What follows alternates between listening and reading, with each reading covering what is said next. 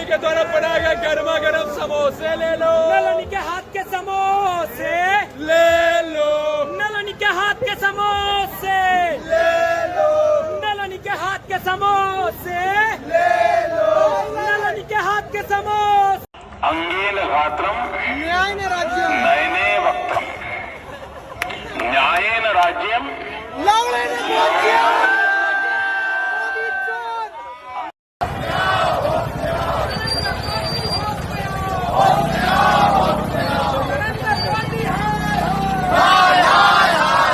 क्या देश में सिर्फ एक मंत्री के इस्तीफे की लड़ाई चल रही है या फिर उस गुस्से का विस्फोट है जिसे सालों से दबाया जाता रहा?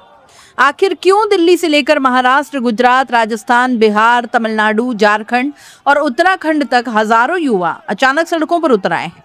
और सबसे बड़ा सवाल, आखिर सरकार जो है वो किस बात से इतनी डरी हुई है कि इस्तीफा देने के बजाय लाठीचार्ज, आंसू गैस और गिरफ्तारियों का रास्ता चुन रही है?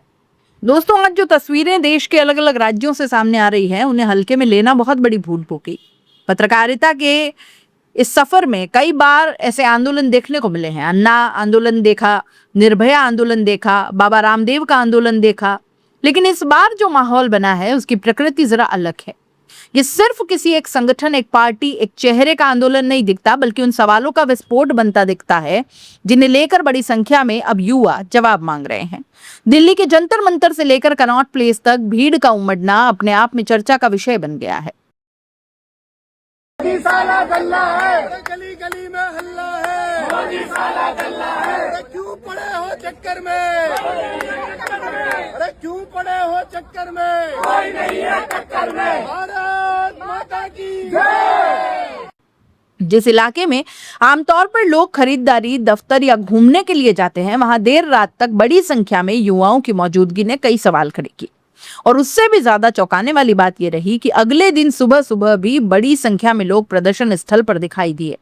ये वो समय होता है जब दिल्ली एनसीआर का अधिकांश युवा ऑफिस, कॉलेज या काम पर जाने की तैयारी में होता है।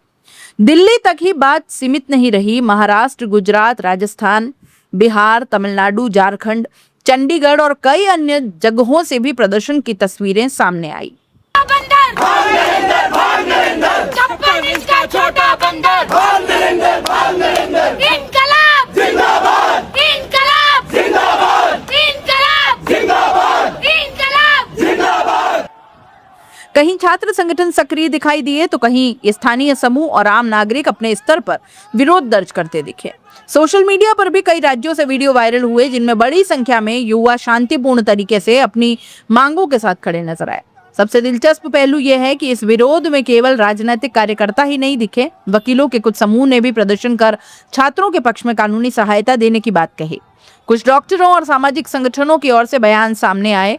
इससे ये बहस और तेज हो गई कि मामला अब केवल एक घटना तक सीमित नहीं रहा, बल्कि जवाबदेही और प्रशासनिक निर्णयों पर भी सवाल उठ रहे हैं।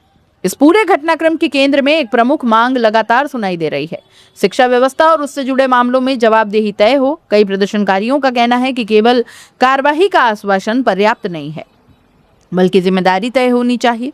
दूसरी ओर सरकार का कहना है कि दोषियों के खिलाफ कार्रवाई की जा रही है और कानून अपना काम कर रहा है। अब यही वो बिंदु है जहां राजनीतिक बहस सबसे तीखी हो जाती है। विपक्ष का आरोप है कि सरकार जवाबदेही से बच रही है, जबकि सरकार का दावा है कि विपक्ष इस मुद्दे को राजनीतिक रंग दे रहा है। लेकिन इन दोनों दावों के बीच सबसे बड़ा सवाल वही है, आखिर इतनी बड़ी संख्या में युवा सड़क पर क्यों उतर रहे हैं? कई विश्लेषकों का मानना है कि ये नाराजगी केवल एक मुद्दे तक सीमित नहीं है। बेरोजगारी, प्रतियोगी परीक्षाओं में पारदर्शिता, पेपर लीक की घटनाएं, महंगाई, आर्थिक दबाव, बढ़ते टैक्स, प्रदूषण, क्षेत्रीय समस्याएं और प्रशासनिक जवाबदेही जैसे कई मुद्दे एक साथ युवाओं की चिंताओं का हिस्सा बन गए हैं। जब लंबे समय तक अलग अलग शिकायतों का समाधान लोगों को महसूस नहीं होता, तब एक घटना व्यापक असंतोष का प्रतीक बन जाती है। यही वजह है कि अब बहस सिर्फ किसी एक मंत्री या एक विभाग तक सीमित नहीं रह गई। चर्चा इस बात पर भी हो रही है कि लोकतंत्र में जवाबदेही की सीमा क्या होनी चाहिए और क्या बड़े जन दबाव के बाद सरकार को राजनीतिक जिम्मेदारी तय करनी चाहिए या फिर केवल कानूनी प्रक्रिया पर भरोसा करना चाहिए।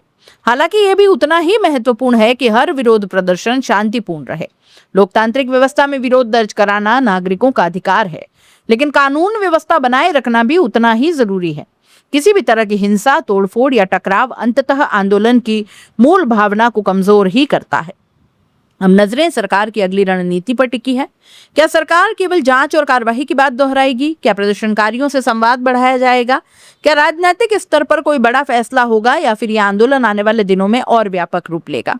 फिलहाल इतना तय है कि देश के कई हिस्सों में उठ रही ये आवाज सिर्फ एक दिन की सुर्खी नहीं रह गई। ये बहस अब शिक्षा, रोजगार, प्रशासनिक जवाबदेही और लोकतांत्रिक संवाद जैसे बड़े सवालों तक पहुंच गई है। आने वाले दिनों में सरकार, विपक्ष और समाज तीनों की भूमिका इस पूरे घटनाक्रम की दिशा तय कर पाएगी। आपकी इस पूरे मामले पर क्या राय है? क्या आपको लगता है कि ये केवल एक मुद्दे का आंदोलन है या फिर देश के युवाओं के भीतर जमा लंबे समय के असंतोष का कोई विस्फोट है? अपनी राय कमेंट में जरूर लिखिएगा और बताइएगा कि आपके शहर में भी क्या ऐसे प्रदर्शन देखने को मिले हैं।